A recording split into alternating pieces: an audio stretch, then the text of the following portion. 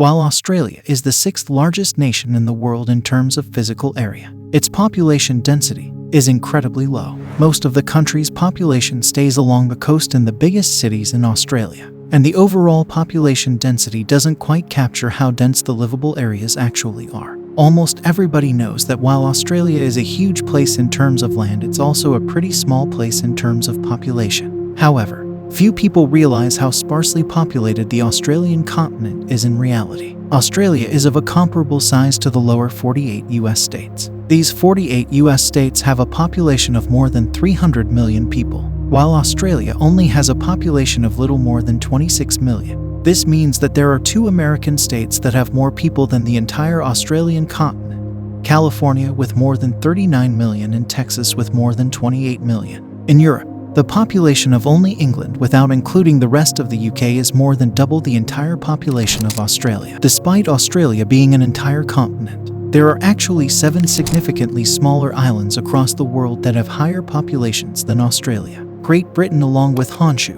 Luzon, Mindanao, Java, Sumatra, and Madagascar, all have a greater population than Australia. Despite being an island that is 60 times smaller than Australia, Java alone has nearly 6 times Australia's tiny population. But it gets even crazier when there's also a bunch of cities across the world that right now have more people than the entire continent. The Tokyo, Jakarta, and Delhi metropolitan areas all have greater populations than the entire Australia, while the Shanghai and Seoul metro areas have roughly similar populations. Sao Paulo, Mexico City, New York City, Cairo, Lagos, Mumbai, and Moscow all have a largely comparable metropolitan populations to Australia as well. Australia's continent only contains 5 large cities. Sydney, Melbourne, Brisbane, Perth, and Adelaide are home to approximately 2 out of every 3 Australians. As a result, Australia is one of the most densely populated countries in the world, with the majority of the people concentrated in relatively tiny urban areas that account for only 0.23% of Australia's total geographical area.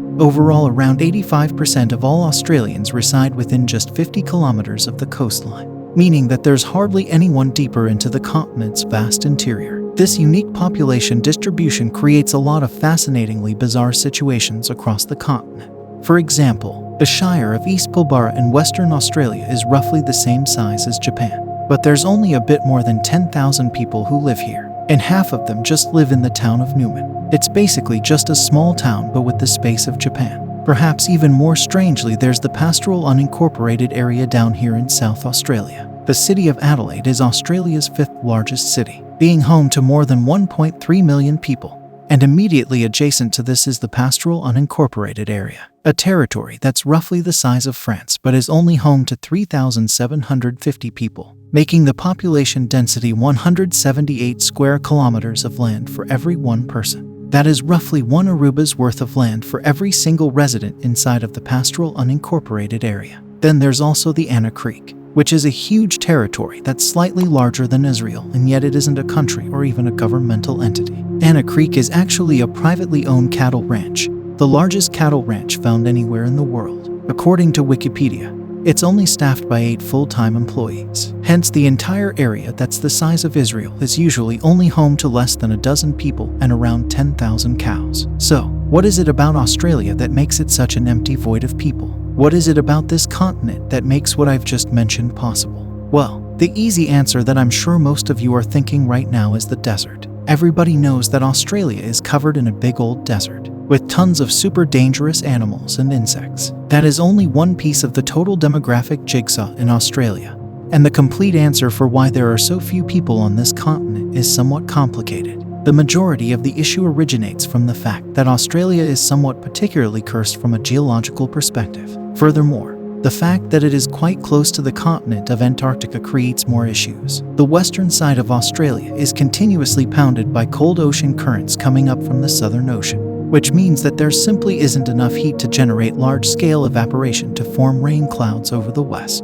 Meanwhile, in the east, the Great Dividing Range is Australia's largest and longest chain of mountains, and the 5th longest in the entire world. These mountains span from north to south across the entire eastern edge of the continent. Furthermore, Their height prevents many rain clouds advancing from the Pacific from moving any further into Australia. Thus, a so-called rain shadow is cast by these mountains across the vastness of the Australian interior to the west. Due to this, the moisture coming in from the east struggles to penetrate through and reach the west. But these mountains from a global perspective aren't really all that impressive. Truly big mountains cannot be found anywhere on the surface of Australia. And overall, the continent has the lowest average elevation of all continents. As a result, rainfall becomes a major issue. Mount Kosciuszko, the tallest mountain and highest point in Australia, is only 22-28 meters above sea level and is located inside the Great Dividing Range. In comparison, the highest peak on every other inhabited continent is at least twice that height,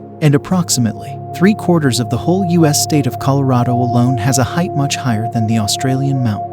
This simply means that there are very few large mountains anywhere on the continent capable of driving air higher where it may cool and become rain. The Australian continent is often accompanied by very bad drought-like conditions. It isn't surprising that many of the worst bushfires in Australia's history have taken place at the exact same time. All of these factors make Australia by far the driest inhabited continent on the Earth, with the least amount of average annual rainfall and desert-like conditions. Most of the rain on the continent falls on the east coast, in the stretch of land between the coastline and the Great Dividing Range in the north, that stretches into the tropics, Tasmania in the south and Perth in the southwest corner. Northern Australia is dominated by the wet and the dry season, where rainfall is greater during the summer and less during the winter. Whereas in Darwin, which is the largest city on the Australia's northern coast, the average annual rainfall amount is more than 1,800 millimeters, which is nearly triple the amount of rainfall that London gets. However, the vast majority of that rain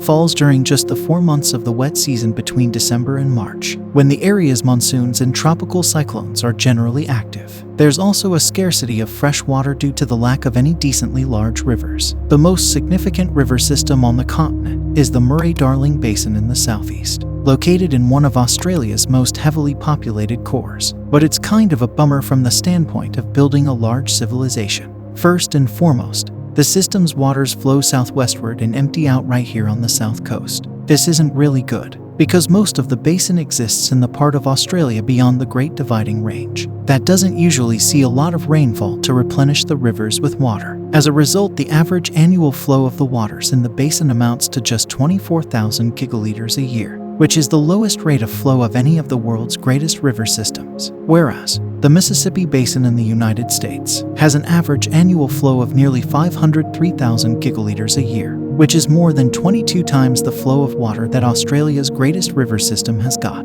But as climate change, it continues to worsen the effects of drought on the continent. The waters that feed this agricultural heartland through the Murray-Darling Basin are getting harder and harder to come by with every passing decade. 9 of the 10 hottest recorded years in the continent's history have taken place just since 2005. These higher temperatures are rapidly increasing the rates of evaporation throughout the waters of the basin. And with already limited rainfall, it's making the water here increasingly scarce. Some sections of the basin at times become completely dry for months. And it's not just the scarcity of fresh water on the continent that makes sustaining a very large population difficult.